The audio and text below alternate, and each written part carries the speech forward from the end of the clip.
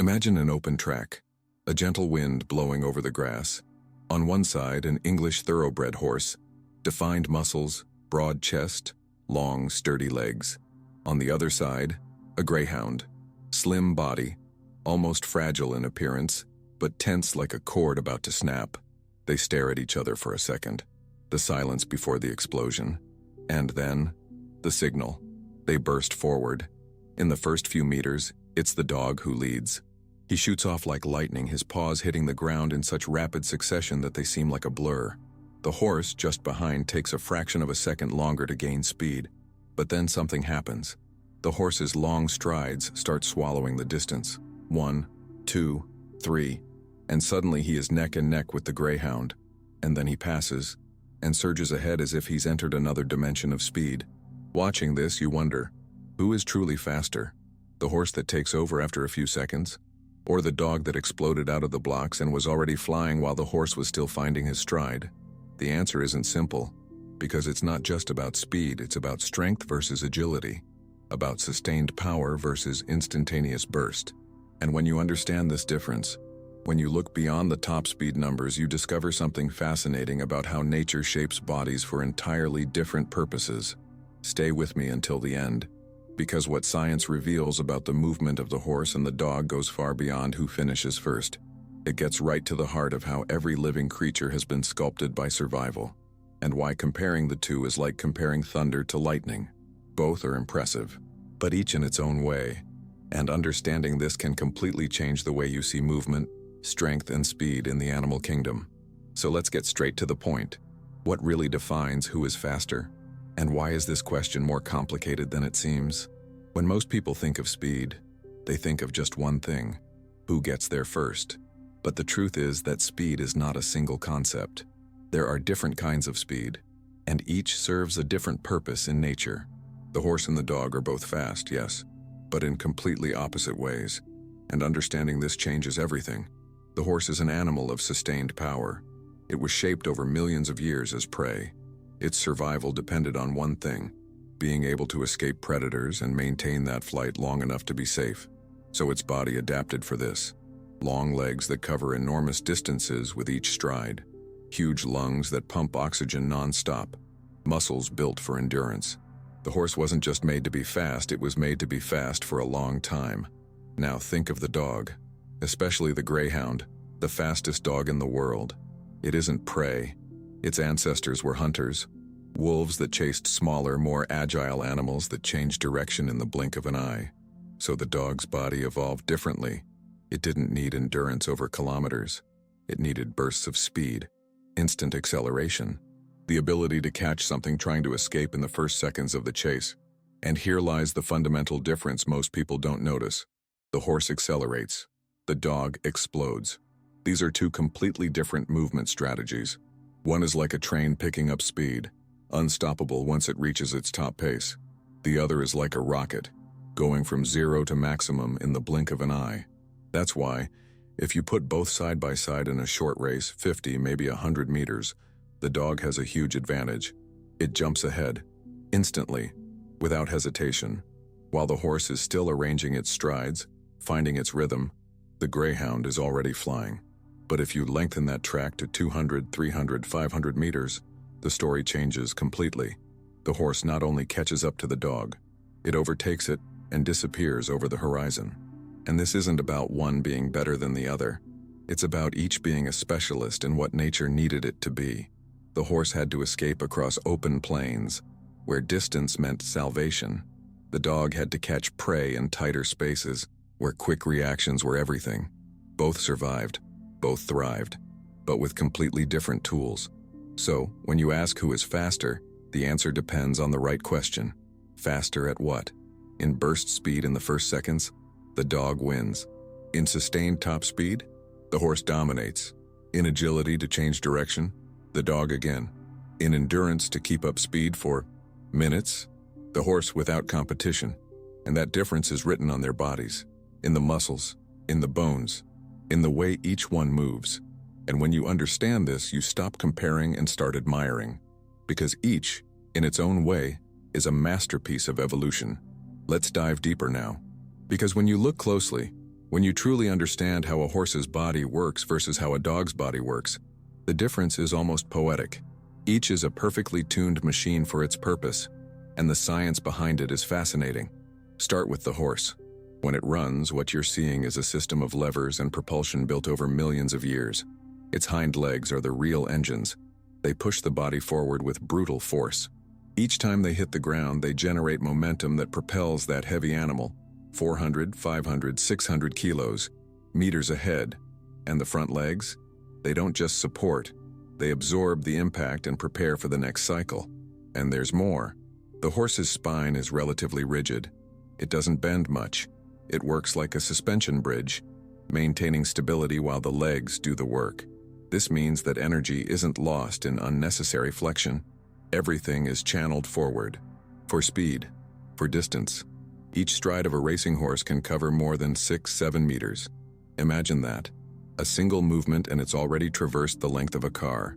Now look at the greyhound. Its structure is completely different. The spine is flexible, extremely flexible. When it runs, the whole body bends and stretches like a bow. The hind legs come forward, almost touching the front legs, and then explode, pushing the body ahead in a leap. And here's the impressive detail. At full speed, there are moments when all 4 of the greyhound's legs are in the air. It's not running, it's leaping, repeatedly, as if each stride were a small flight. This flexibility of the spine allows the dog to contract and expand its body, generating extra propulsion with each movement. It's as if it were using its own body as a spring. Compress, release, compress, release. And with every release, it gains explosive speed. But this comes at a cost. This kind of movement consumes energy rapidly. A greyhound can reach 60, even 70 kilometers per hour, but it can't sustain that for long. After a few seconds at top speed, it needs to slow down, recover, because its body wasn't made for marathons. It was made for sprints. The horse, on the other hand, can sustain high speeds for minutes, not just seconds, minutes, because its cardiovascular system is monumental. A horse's heart can weigh up to 5 kilograms. 5 kilograms of muscle-pumping blood. The lungs fill a huge portion of the thoracic cavity, and together they provide a constant supply of oxygen to muscles built for endurance. To keep going, not to stop until the danger is completely gone. And here's something fascinating. A horse's muscles have a high concentration of slow-twitch fibers. These fibers are specialized for endurance. They don't tire quickly. They can work for long periods without accumulating excess lactic acid. Greyhounds, on the other hand, have a predominance of fast-twitch fibers. These fibers fire with immediate force but wear out quickly. That's why the dog bursts off like a rocket, but can't keep it up. And the horse takes a bit longer to reach top speed, but once there, it's unstoppable. There's another crucial difference: weight. Greyhounds weigh between 20 and 30 kilograms. Horses, 20 times more. And that matters, because accelerating a light body is much easier and faster than accelerating a heavy one. But once in motion, the heavy body carries momentum, force, inertia that becomes an advantage. The dog is agile because it's light. The horse is powerful because it's massive. And when you put all this together, you understand. It's not just about muscles or lungs or bone structure. It's about every detail of the body working in harmony toward a specific goal. The horse was sculpted to cover vast distances at high speed, fleeing across open plains where there's nowhere to hide, just space to run. The dog was sculpted for brief, intense bursts, chasing prey over varied terrain where the ability to accelerate instantly and change direction can mean the difference between eating or going hungry. 2 animals, 2 evolutionary stories, 2 kinds of speed, and both, in their own way, perfect. Now let's bring this to something you can see, feel, and understand in practice. Because it's one thing to talk about muscle fibers and bone structure. It's another thing entirely to see what that means when these animals actually move, when they run, when every cell in their bodies is being used exactly for the purpose it was made. Imagine you're on a farm at dawn. You let a horse loose in a large open pasture with no fences in sight. It starts off slow, a light trot. But then something startles it. It might be a noise, it might just be the wind. And then it bolts. You see the hind legs drive into the ground with force, see the head rise, see the whole body align in a straight line of pure power. And within seconds, It's flying across that field like a locomotive. The speed climbs, and climbs, and it doesn't stop. It keeps going, gets halfway through the pasture, and keeps going, and you realize it could keep going like this for much longer if it wanted to. Now imagine a different scenario. You're at a park. A greyhound is unleashed. Someone throws a ball far away, and the dog explodes, literally, from 0 to top speed in 2 seconds. You didn't even see the movement in between. It was standing still. And suddenly, it's flying. Its body stretched out in midair, paws barely touching the ground. It looks like it's gliding over the grass. And in a matter of seconds, it's grabbed the ball, turned around, and is already coming back. But when it gets close to you, it's panting, tongue out, breathing fast, because that whole burst took effort, and it needs a few minutes to recover before doing it again.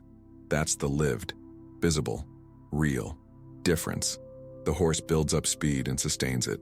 The dog hits top speed almost instantly but can't maintain it. And that's not weakness. It's design. It's exactly what each one needed to survive in the wild. There's another aspect most people never even consider: the way each uses the ground. The horse depends on traction.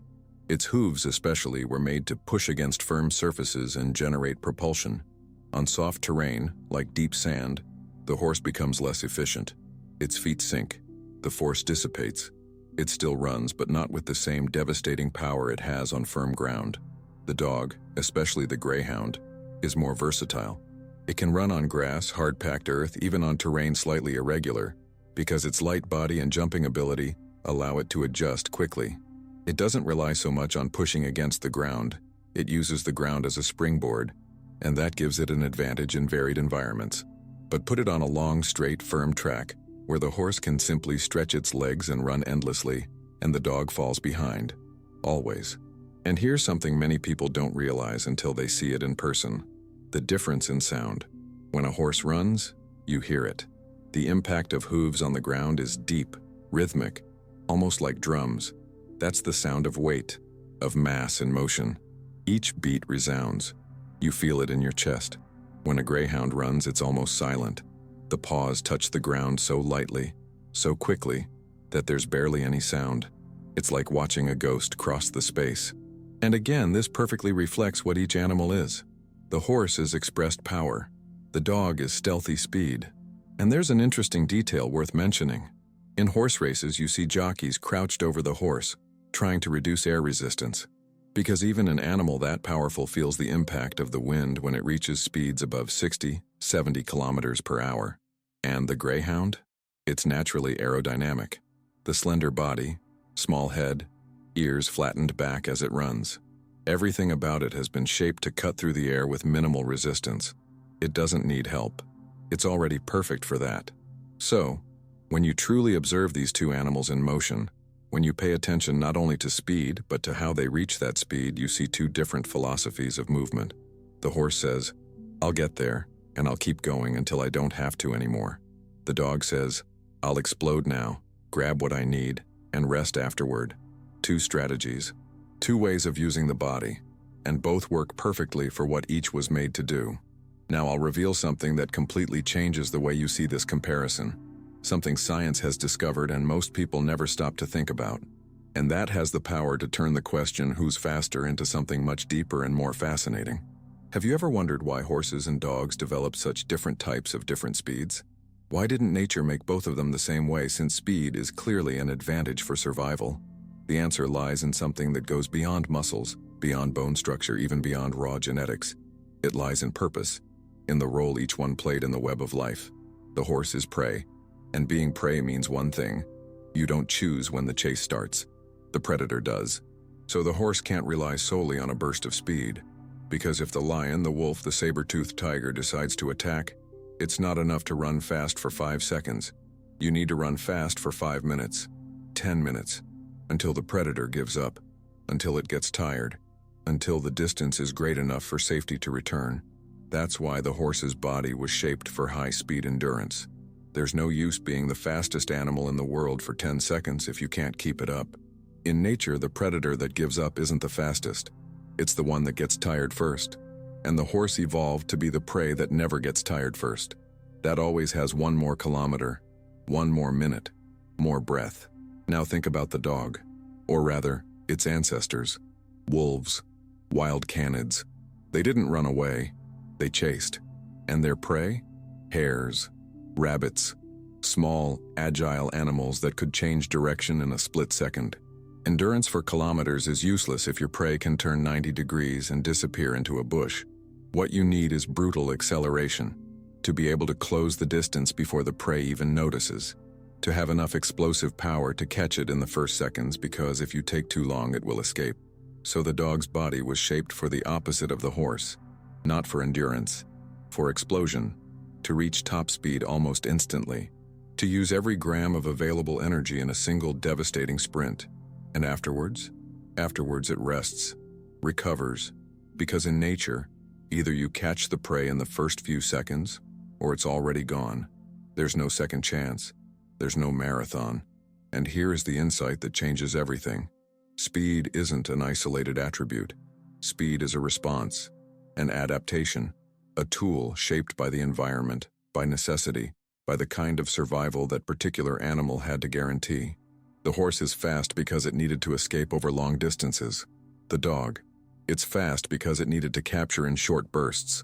And understanding this changes the question from who is faster to why is each one fast in its own way. And there's more. Science discovered something fascinating when studying the biomechanics of these animals. When a horse runs, it enters what researchers call suspended gallop. There is a moment, a fraction of a second, when all four hooves are off the ground. The entire body is in flight, but this happens in a controlled way. Predictable, it's part of the rhythm. And when the hooves touch the ground again, the energy is channeled forward to the next impulse. It's a cycle, a rhythm, a dance of power. The greyhound, on the other hand, has 2 moments of suspension in each running cycle. One when the hind legs push and the body is fully stretched out in the air. Another when the front legs pull and the body contracts. It's as if it's flying twice in each stride, and that generates that incredible acceleration, that burst. But it also means the body is constantly contracting and expanding, constantly using maximum energy. And maximum energy doesn't last. It can't last. So what you have here are 2 perfect systems, but perfect for different things. The horse optimized for energy efficiency at sustained high speed. The dog optimized for peak absolute speed in the short term, and neither could trade places. If the horse had the body of a greyhound, it would be caught by predators in open plains. If the greyhound had the body of a horse, it would never be able to catch a fleeing hare. And here's the final truth, the one that changes everything. There's no such thing as faster in absolute terms. There's only faster for what? To escape over kilometers? Horse? To capture in seconds? Dog? For endurance? Horse? For explosive acceleration? Dog. And when you understand this, when you stop comparing and start to admire the purpose behind each design, you see that nature doesn't create champions. It creates specialists. And each specialist is perfect at what it does. Absolutely perfect. So what does all this really mean when you stop and think? It means the question was never about who wins. It was about understanding that each form of speed tells a different story. A story of survival, of adaptation, of millions of years, of life-shaping bodies for specific purposes. When you look at a running horse, you're not just seeing a fast animal. You're seeing nature's answer to the question, how does prey survive in open spaces where there's nowhere to hide? And this is the answer. Long legs, huge lungs, endurance that seems limitless, relentless speed. When you look at a greyhound sprinting, you're not just seeing agility. You're seeing the answer to another question. How does a hunter catch something smaller, more agile, more unpredictable? And the answer is explosiveness, flexibility, instant acceleration, a body that transforms into a living arrow for a few glorious seconds. And perhaps most importantly, when you understand this, you stop judging one by the standards of the other. You stop thinking the horse is slow because it takes time to accelerate, or that the dog is weak because it can't sustain speed. You begin to see that each is exactly what it is supposed to be, not more, not less, just perfectly adapted for the role that life gave it. And this understanding, this acceptance that different doesn't mean inferior or superior, but merely different, is something that goes far beyond horses and dogs. It's a lesson about respecting purpose, about recognizing that every living being carries within itself a story, and that story deserves to be seen, understood, admired. So the next time you see a horse galloping or a dog dashing after something, pause for a moment. Don't ask who is faster. Ask what that speed represents. What battles were won so that that body could exist exactly as it does? How many generations of escape, of pursuit, of life and death, sculpted each muscle, each bone, each heartbeat? Because the truth is that speed isn't just about getting there first. It's about survival. It's about fulfilling a purpose that was defined long before any of us were here. The horse carries within itself the memory of endless plains, of distant horizons, of races that saved lives. The dog carries the memory of lightning hunts, of prey caught in the last second, of bursts that guaranteed food.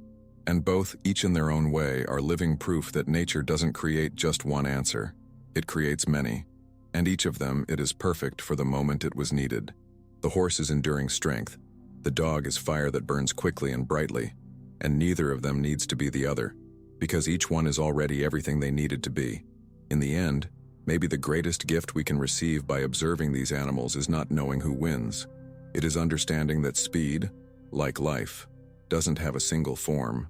It has purpose. It has history. It holds beauty in every version of itself.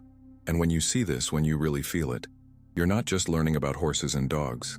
You're learning to look at the world with more respect, more curiosity, more admiration for what each living being carries within themselves. And that, in the end, is what truly matters.